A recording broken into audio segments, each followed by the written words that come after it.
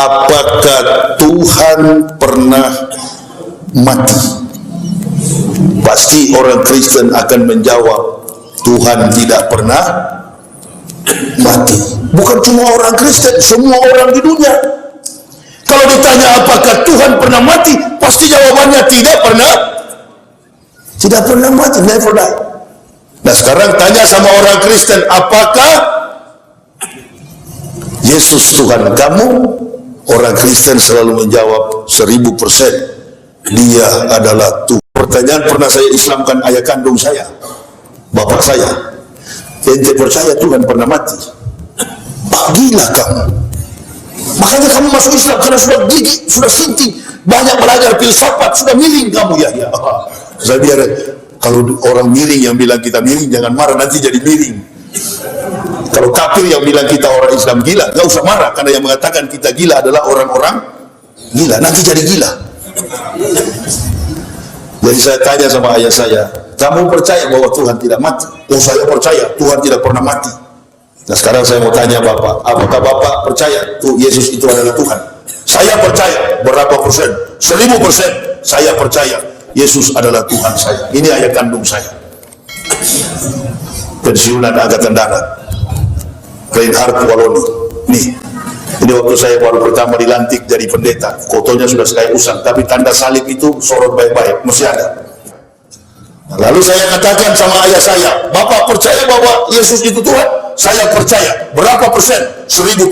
Sekarang saya tanya, apakah Yesus pernah mati? Nah, di sini tuh, biar Profesor Kaliber dari dunia mana, suruh menghadap sini. Apakah Yesus pernah mati? Oh, dia kan mati karena menebus dosa manusia. Saya tidak tanya sebab dia mati. Yang saya tanya, apakah Yesus pernah mati? Malu-malu bapak saya ngangguk kepala. Saya bingung pertanyaan kamu. Saya tidak bikin bingung, bapak yang bingung sendiri. Ngapain mau debat-debat? Debat katanya, saya mau lihat pendeta pun najis rasanya. Lalu saya tanya kepada ayah saya, Bapak percaya Yesus Tuhan? Saya percaya. Nah sekarang saya tanya, Yesus pernah mati enggak? Dia pernah mati di kayu salib demi menebus dosa-dosa manusia. Buset. Ente percaya itu? Percaya. Kamu kan pensiunan tentara, kumpul gajimu, pergi ke kemuncak Golgota. Golgota itu dalam bahasa Ibrani artinya bukit tengkorak. Cari tahu di mana Al-Masih disalib. Tapi kalau mengatakan Al-Masih di sana, orang Yahudi tidak kenal. Namanya di sana adalah Yeshua HaMashiach. Apakah betul Yeshua HaMashiach tersalib di kayu salib? Pergi ke Golgota sana, cari. Bahkan katanya waktu Yesus tersalib, tanah terbelah dua, orang mati bangkit. Nah, saya waktu kuliah di sana, saya tanya sama Profesor Willy Loloang, Prof, orang-orang mati yang bangkit dari kubur pada waktu Yesus disalib, itu kemana? Mudik pulang kampung atau bobok lagi di kubur? Ini omong kosong Kristen ini memang betul-betul. Kok masih ada juga yang percaya? Makanya ada anak muda bilang, Ustaz, boleh tanya? Boleh. Mudah-mudahan Pak Ustadz tetap istiqomah, jangan murtad lagi ya. Wah, coba ulangi deh, kurang dengar saya. Mudah-mudahan Pak Ustadz Yahya tetap istiqomah. Nggak, ulangi lagi, kurang dengar saya. Justru yang saya khawatir ente. Ini orang sudah tinggalkan gaji, sudah tinggalkan jabatan, sudah tinggalkan keluarga, dan saya tidak sendiri. Bo, itu istri saya sana di belakang tuh. Namanya dulu Luciana, berubah menjadi Mutmainah. Dia tidak mau masuk Islam. Bilangnya sama saya, kalau masuk Islam nanti makan apa Pak? Dasar tuh ibu-ibu otaknya uang. Dia sudah tahu kalau dipendetakan, Masya Allah gajinya dari Jerman, gaji saya. Sinode gaji saya, beberapa kompetensi, spesialisasi mata kuliah yang saya ajarkan, dibayar hitung per jam. Dikit-dikit berangkat ke Eropa, mana pernah, nggak pernah saya pakai sandal, biar dalam rumah, sepatu. Dasar kafir kau. Break, saya minum dulu ya.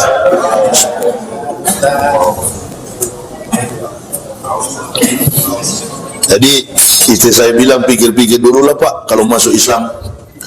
Waktu itu saya anaknya 3, Nur Hidayah, Siti yang kedua Sarah Sylvia, dan yang ketiga Adoni Jakaria. Adoni ini bahasa Ibrani artinya Tuhan, Mister. Adoni, kalau Adonai itu artinya Tuhan. Saya kebetulan tahu, insya Allah aktif bahasa Ibrani. Alef, Bet, Gimel, Dalet, He, Waw, Sahin, Ket, Tet, Yot, Kaf, Lamet, Mem, Nun, Samek, Ayin, Pesade, Kofresi, Shim, tahu. Kebetulan kan memang di Indonesia ini kan orang kalau bicara soal kafir, ya kalau Pak Ustadz yang di sini di masjid, mana langsung berani to the point begini.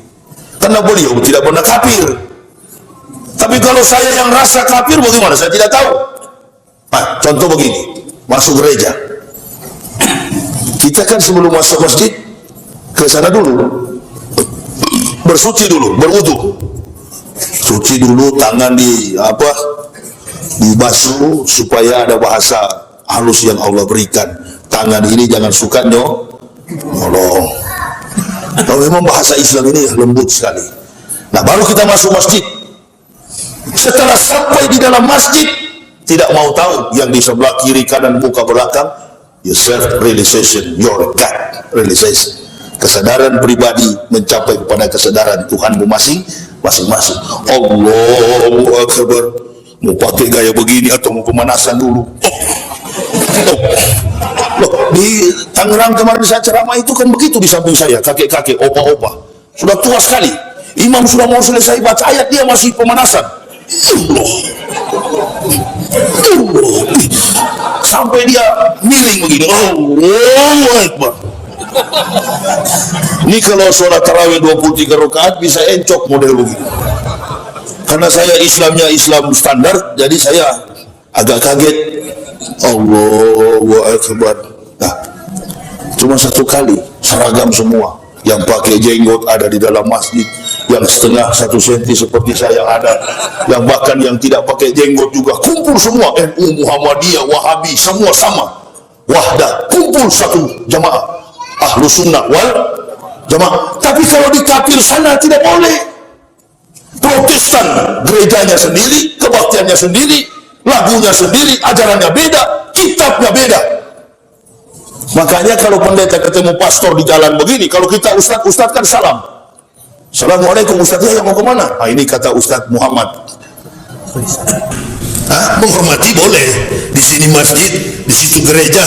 Hari Minggu kebaktian, gerejanya parkiran tidak ada, masjid kosong. Datang ke Pak Imam, selamat pagi Pak Imam. Pak Imam menjawab, ya memang pagi. Siapa bilang sore? Ada apa pendeta? Boleh nggak Pak Imam mobil kami parkir di masjid? Bukan orang Islam imam di masjid ini kalau tidak memberi parkiran. Bukan teladan Nabi. Maka Pak Imam menjawab, silakan parkir mobilnya, tapi 1 jam 10.000. Pak Imam kasih suruh parkir tuh pendeta, lalu ngomong, mudah-mudahan pendeta bukan cuma mobil yang diparkir, ente juga parkir di masjid sunnah.